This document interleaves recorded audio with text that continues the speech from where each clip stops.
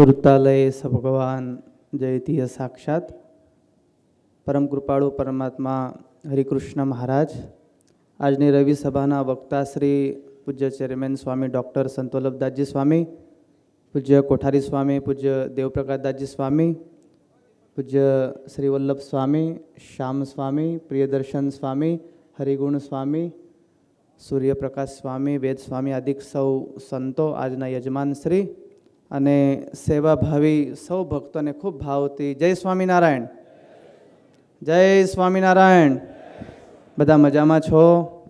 વાલા ભક્તો, વડતાલ ને વડતાલ શિક્ષાપત્રી દ્વિશતાબ્દી મહોત્સવ, આચાર્ય સ્થાપન દ્વિશતાબ્દી મહોત્સવમાં આખા દુનિયામાં બધાની નજર એ વડતાલ ધામ ઉપર હતી. કેમ? એનું કારણ છે, કારણ કે શિક્ષાપત્રી પણ વડતાલમાં જ લખાઈ અને આચાર્ય સ્થાપના પણ વડતાલમાં જ થઈ, એટલે બધાનું ધ્યાન વડતાલ ઉપર હતું. અને એ સમયો ભવ્ય અને દિવ્ય થયો છે. આપણે બધાએ દર્શન કર્યા છે. આ દર્શન દુર્લભ છે. આ દર્શન જેવા તેવાને મળતા નથી. આપણે સૌ ભાગ્યશાળી છીએ. દ્વિશતાબ્દી મહોત્સવના આપણને સૌને દર્શન થાય છે. એમાં પણ શિક્ષાપત્રીનો ઉત્સવ, આચાર્ય સ્થાપનનો ઉત્સવ, એના દર્શન કરવા માટે દેશ વિદેશથી, આજુબાજુના ગામડાઓથી ઘણા બધા ભક્તો જોડાયા. ખાસ તો સ્વામીએ વાત કરી એમ કે સેવા કોણે કોણે કરી. આ વખતની સેવા એ ભાવની સેવા હતી. સંતોએ વાત કરી ઉત્સવ ક્યાં હતો, બીજી જગ્યા થઈ ગયો, અને એમાં જેને જેને ખરેખર સેવા કરી છે એ બધા જ ભક્તો માટે આપણે જોરદાર તાળીઓનો નાદ કરીએ. આ બધી જ સેવા ભગવાનના અક્ષરધામમાંની નોંધ થાય છે. મુક્તાનંદ સ્વામીએ લખ્યું, નીચે ટેલ મળે તો માને ભાગ્ય જો, આ સેવા ભવરમાદિક દેવને નિશ્ચય મળતી નથી.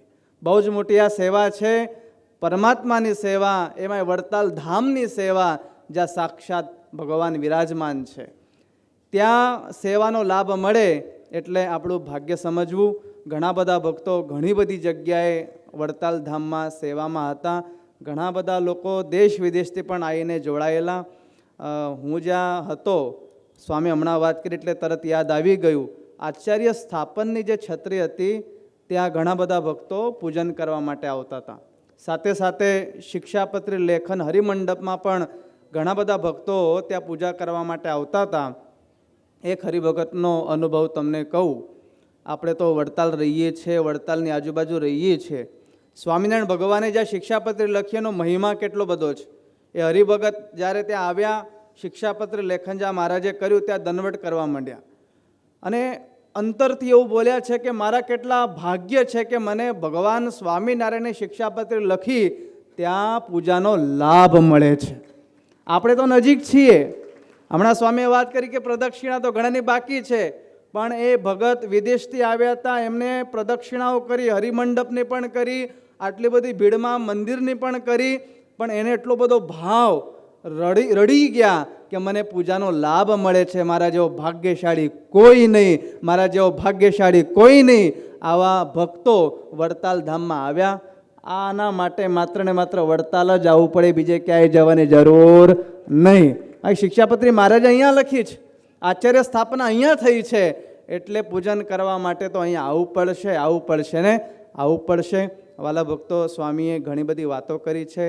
આ સ્મરણ કરવા જેવી વાતો છે. સ્વયંસેવકો સેવાની આ સેવા જો આપણે નિર્માની ભાવે સેવા કરીએ, કોઈ પણ ભાવ અંતરમાં ના રાખીએ, માત્ર ને માત્ર મારા મહારાજ રાજી થાય, સંતો રાજી થાય, આટલું જો આપણે યાદ કરીએ તો અવશ્યપણે આપણા ઉપર હરિકૃષ્ણ મહારાજનો રાજીપો પ્રાપ્ત થાય.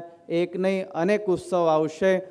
ધોલેરાનો પણ ઉત્સવ આવશે. હવે ધોલેરા દૂર છે, પણ આપણે બધાએ પાછું ક્યાં જવાનું? ધોલેરા જવાનું, અને ત્યાં પણ મદન મોહનજી મહારાજને રાજી કરવાના. આ સેવા ભગવાનના ચોપડામાં લખાઈ છે. તો ભગવાનના ચરણોમાં પ્રાર્થના કરું, હરિકૃષ્ણ મહારાજના ચરણોમાં સૌ હરિભક્તોને ભગવાન ખૂબ બળ આપે.